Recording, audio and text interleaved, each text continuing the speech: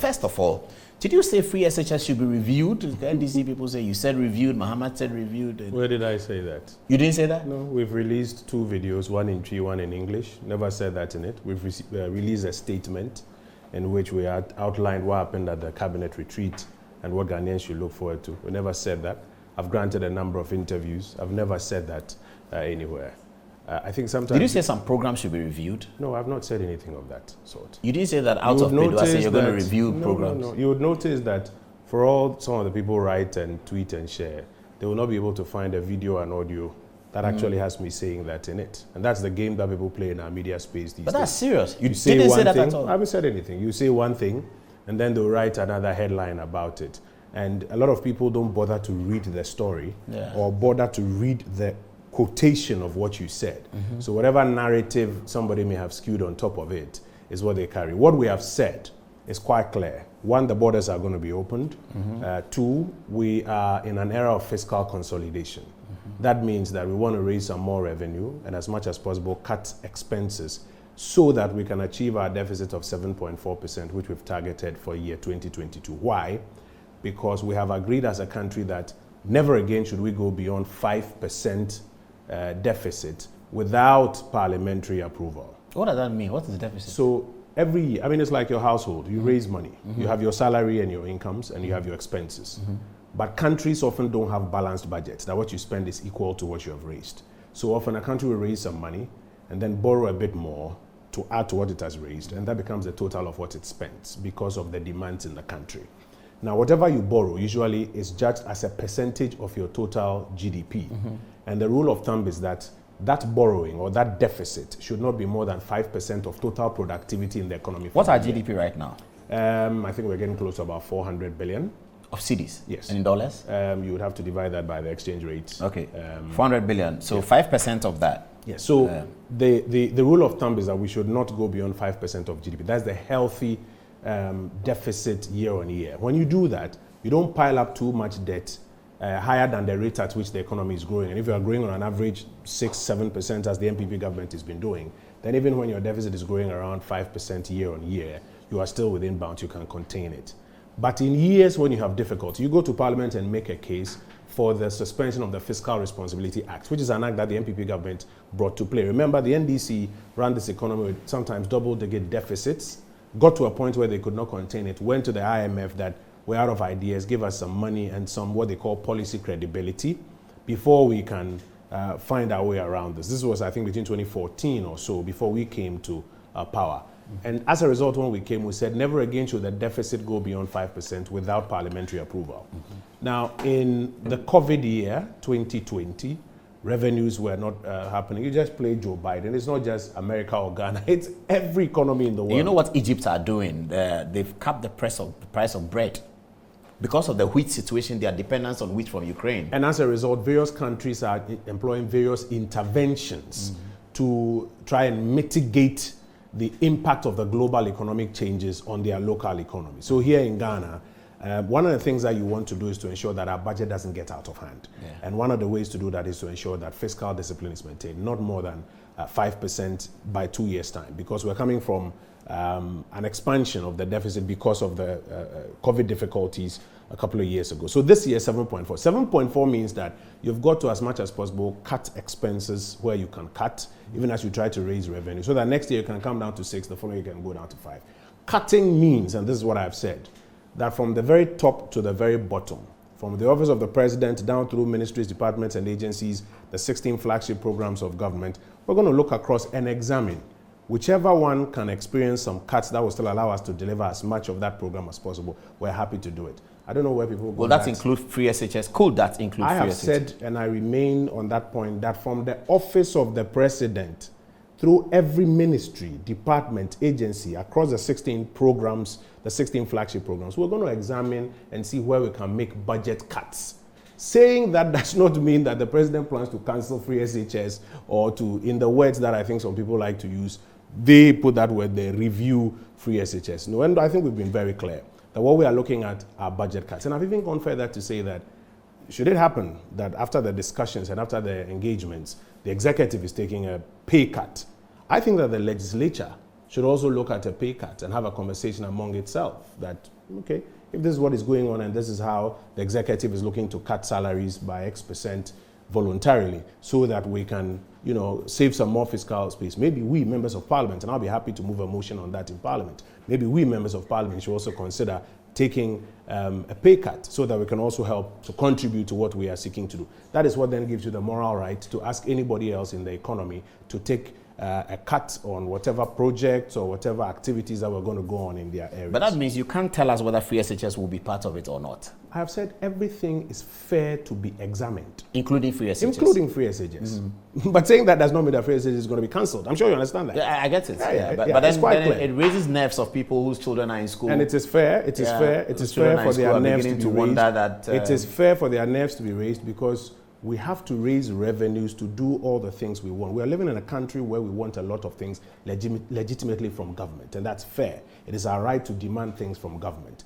But it is also our responsibility to ensure that the various things that we must do to ensure that contribution of resources into the treasury, to be able to feed the various things we are looking for, our roads, our bridges, our flagship programs, salaries of government workers, the activities that are going on in ministries, departments, and agencies are funded. So, I mean, it's okay for people to feel jittery about that. People are going to feel jittery. Yes, but of course, then we have an opportunity. That's a major thing, because they also know that we have an opportunity to examine our various contributions. School feeding has been suspended. So it's a sort of... School feeding has not been suspended. That is, again, another... You see, there's something going on in our media space where people, I think sometimes, just pick half of the statement and throw a story. When the minister goes to parliament and says that the planned expansion of school feeding program has been suspended, you find media houses reporting that school feeding program has been suspended. Is that what the minister said? That's what the minister said. You can ask forgive me, I'm guilty. I didn't read it. No, because I'm guilty. Because people have found out. And I've shared that information with a lot of friends of mine. People have called me from abroad and said, why are you suspending school? People have found out that a lot of people won't read the full detail, won't read the quotation, won't listen to the audio, won't watch the video. So what they do is that they write some of these headlines, throw it out. But these are from respectable sort of portals. But this is the game in which we are now. So school feeding has not been suspended? It has not been suspended. Are you serious? What the minister said on the floor of parliament is that the planned expansion. So this morning students were fed? Yesterday they were fed? You can check. You have reporters here. You can check. It's not been suspended. Are you serious? But this is why we are saying that people should take time and responsibility on themselves to read. No, we trust what we see. We are not in an era where you can trust headlines you see. You got to read it. Even from respectable portals. You have to read it. You have to sometimes listen to the audio yourself, watch the video yourself, because if you don't take care, they will take things out of context. That's what the caretaker minister for Gender and Social Protection said. So when I heard it at first, I called her. I'm like, Minister, did you say it? He says, no, Kojo. I said the planned expansion. You can get the tape. We check the tape. She's talking about the planned expansion. That is what has been suspended. Because of all of these conversations we're having that there are fiscal constraints, so you can't continue doing everything that you had programmed to do. I mean, I know people in private institutions whose salaries were delayed because of COVID constraints and productivity challenges in the organization. And what that meant was that even they had to suspend some of the expenditures that they had planned because their revenues were not coming in. Aggregate it at the national level, it's the same thing. But back to the point. Okay, no, I'm concerned about the school feeding. It is very serious. I'm so sorry. I have texted people abroad and told them that I'm sure the government has taken the decision because of the COVID. We all have a responsibility to pay attention to the audio, to the video, to the text. Read it for yourself and understand. Because these days, in fact, today I saw a text or a screenshot that suggests that I have said that all the economic challenges today should be blamed on the former President Mahama. I had never even granted an interview to that effect, but somebody does it, throws it out there. They put your photograph there? Yes, because you can easily get a web domain. So then they do it, then they screenshot it and they start sharing it in WhatsApp groups and somebody will see it and say, hey, this is what they said. It's a very interesting time in which we are. We're in a period of disinformation. But I think that people need to take you are personally responsible for the information you consume. You got to read it yourself, watch the video yourself, I've not recovered listen to the audio yourself. I had foreign journalists text me and said, Paul, has your government suspended No, you can call the minister. And I have said yes. No, call the minister. What? Call the minister or get your team to get the full presentation of the minister in parliament. And you see the question she was asked and the answer she's giving. But back to the point, Paul.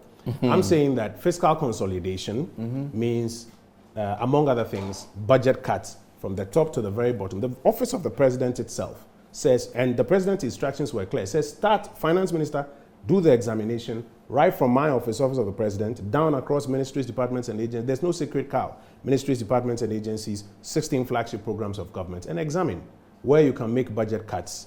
Is it the programs of government or is the salaries of government appointees? Which one is? Every expenditure line is fair to be examined for possible budget including cuts. Salaries is an expenditure line. Well, for salaries, which is an expenditure line, you may not maybe go to civil servants, but there are political appointees in there who have political responsibility at this time to contribute something to the resolution that we are looking for.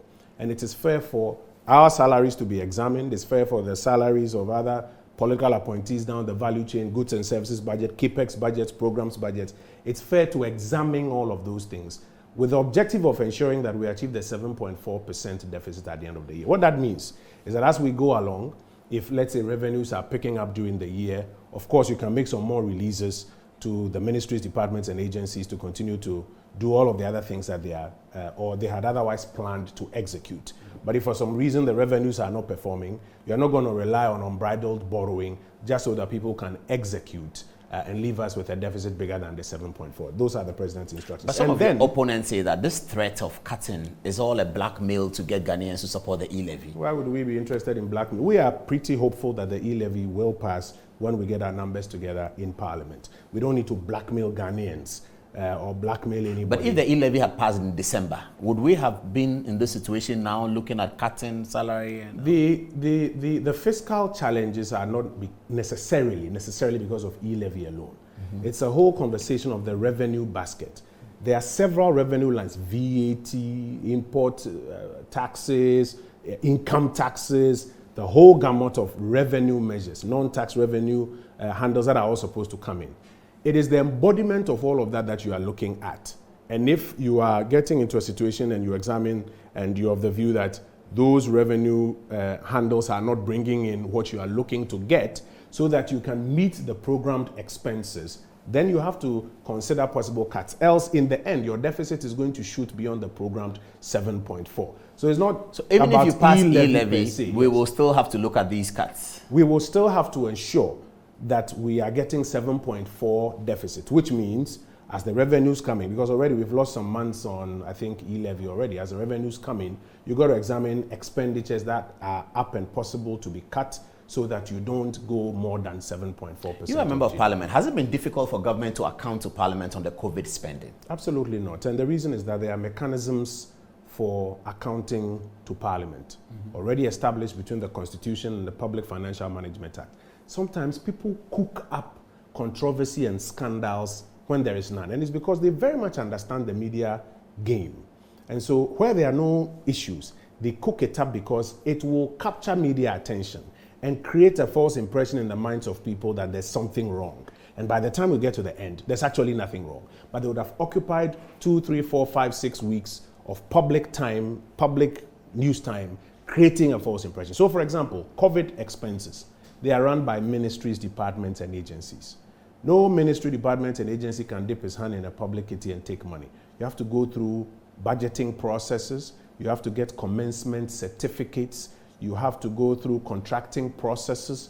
The monies would have to be made available to the Controller and Accountant General's department. It's not given to you. They are what we call the BTAs, the bank transfer advices, before warrants come in, and then they are paid to the various contractors who have been contracted to do all sorts of things for the Republic. When it is done, in fact, before it is done, there are internal audit processes in the various ministries, departments, and agencies that audit and determine whether there's something wrong or not. When it is done, there are also the external auditors who come in and audit. And when they audit and they find something wrong, they take it to the Public Accounts Committee. In fact, first they make a recommendation. If that recommendation is not cured, they take their view of what they are finding, which is their view. It's not final judgment. It's not sacrosanct. It's the Auditor General's view. Then goes to the Public Accounts Committee. The Public Accounts Committee will call whichever ministry, department, or agency, and will call the Auditor General and his staff and will say, this is what the Auditor General has said about your place. What is your response? And we'll give him an opportunity to respond. We say, this is what the Auditor General said. It's true. We have corrected it. This is what the Auditor General said. It's not true. In fact, in my case, in my ministry's case, the Information Services Department was flagged for having spent 1.3 million Ghana cedis. I think this is 2017, 2018, thereabout, without corresponding vouchers. That's what the flagging was. And the Information Services Department then asked the Auditor General that please give me the particular bank debits that amount to this amount of money so that I can find out who debited the money and then track and see if it is true or not. It was not done.